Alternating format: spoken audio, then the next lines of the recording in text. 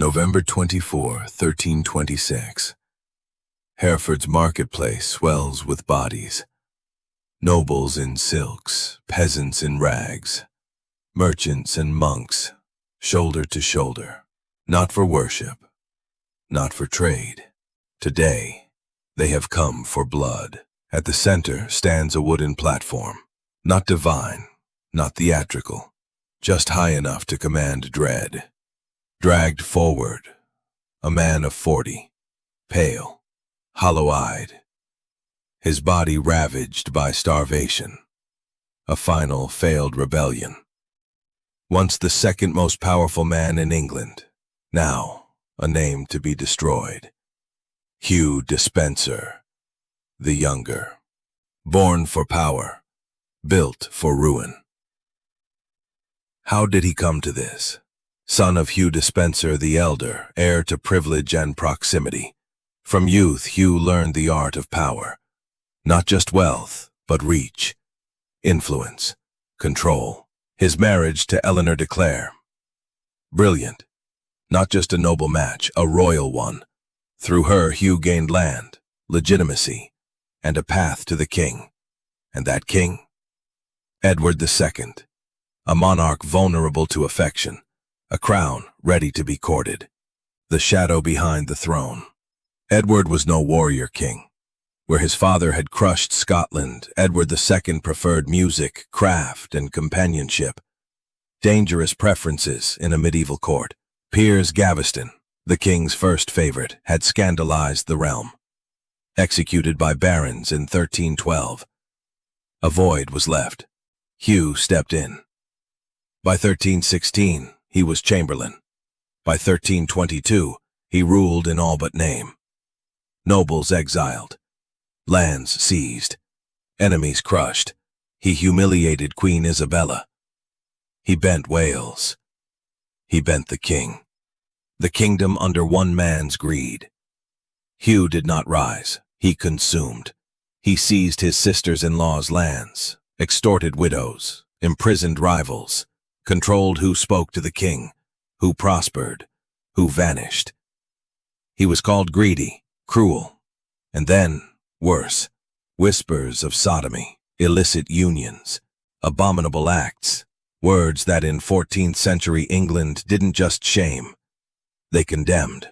Chroniclers called him a sodomite, a lover, a parasite, a threat to God's order, and Isabella, cast out, stripped of her children, waited in France. She would not stay still for long.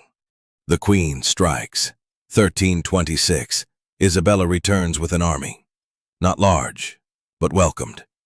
She marches beside Roger Mortimer, a former prisoner, now a partner.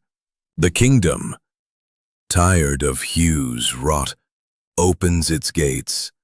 Edward and Hugh flee westward into Wales, with gold, with fear, with no hope. They are captured. Edward is dethroned, and Hugh is delivered to Hereford. In the theater of punishment, he tried to starve to death. It didn't work. Dragged before his enemies, trial in name only, verdict never in doubt. Treason, corruption, perversion. The scaffold is set, the crowd is ready, and Hugh is stripped of honor, his coat of arms reversed, sackcloth, shame. He is tied to a ladder, a crown of nettles pressed to his scalp, scripture carved into his flesh, and then the agony begins. His genitals severed, burned, his abdomen opened, his entrails fed to flames. Still conscious, then hanged, beheaded, quartered, York, Newcastle, Bristol, Dover. His body scattered, his head crowned London Bridge. First, the wheel turns again.